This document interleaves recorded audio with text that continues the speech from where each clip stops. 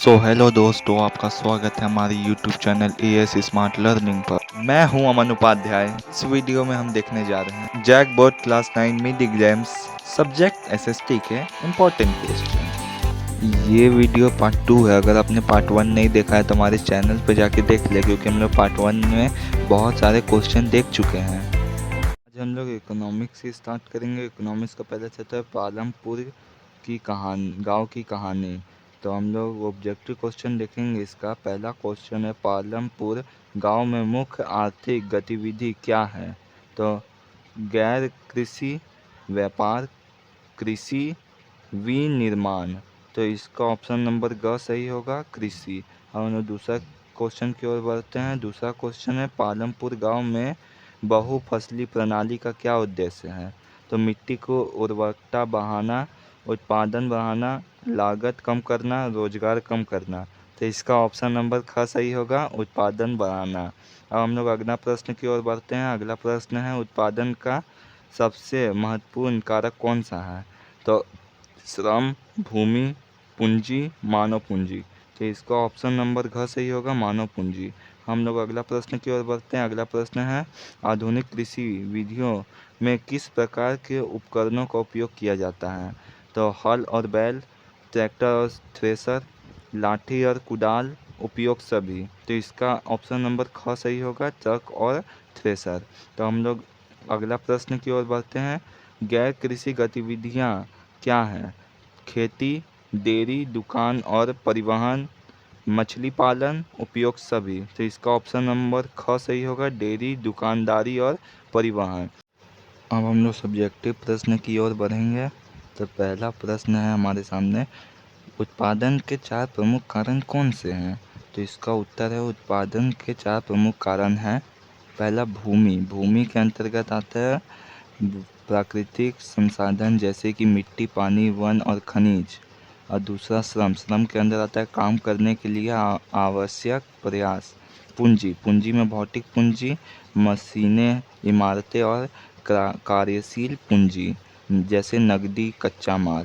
और मानव पूंजी भी इसी के अंतर्गत आता है।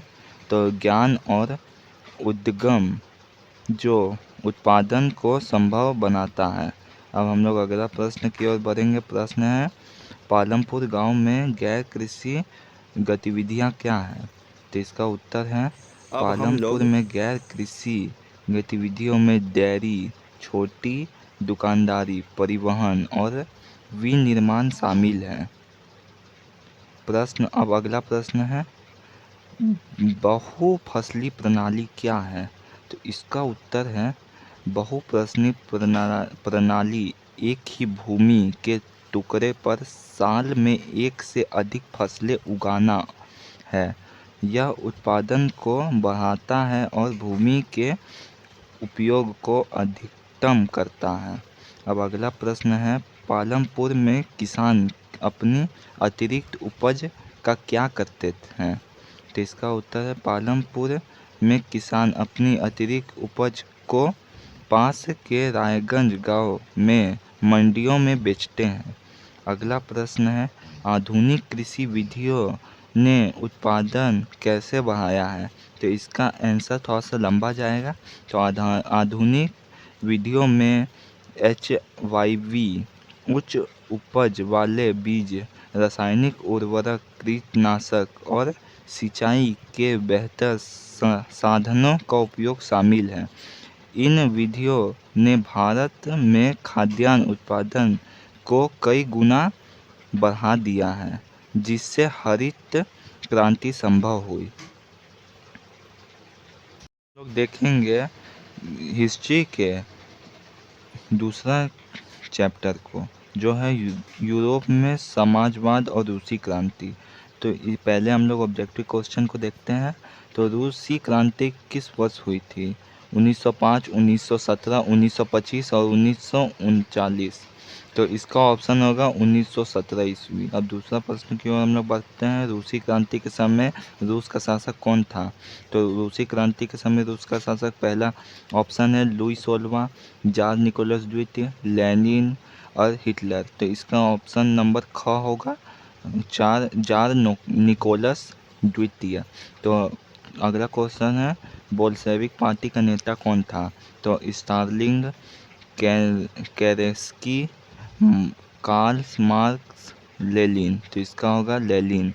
अब किसने समाज को पूंजीवादी और सर्वहारा में विभाजित किया?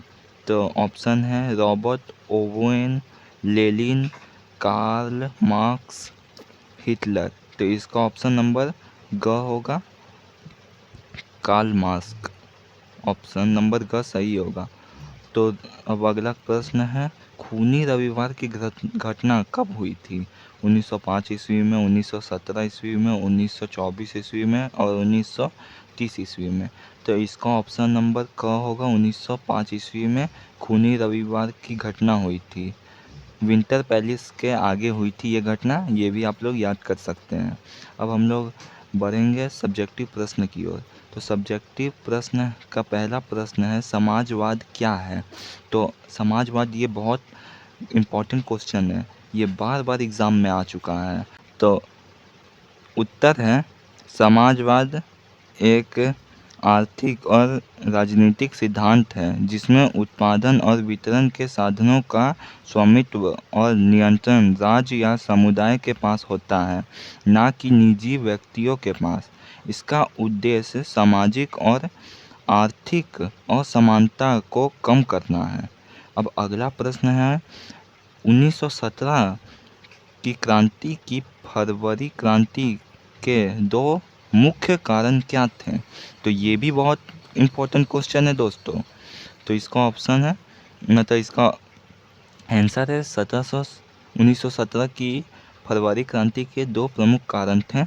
पहला, प्रथम विश्व युद्ध में रूस की हार, सैनिक और जनता में असंतोष बढ़ गया था। और दूसरा, खाद्य पदार्थों की कमी, शहरों में खाद्य पदार्थ की भारी कमी थी जिससे लोग भूखे रह रहे थे। अब अगला प्रश्न है, अक्टूबर क्रांति क्या थी? अक्टूबर क्रांति 1917 में बोल्शेविकों द्वारा जार शासक सरकार को हटाकर सत्ता पर कब्जा करने की घटना थी।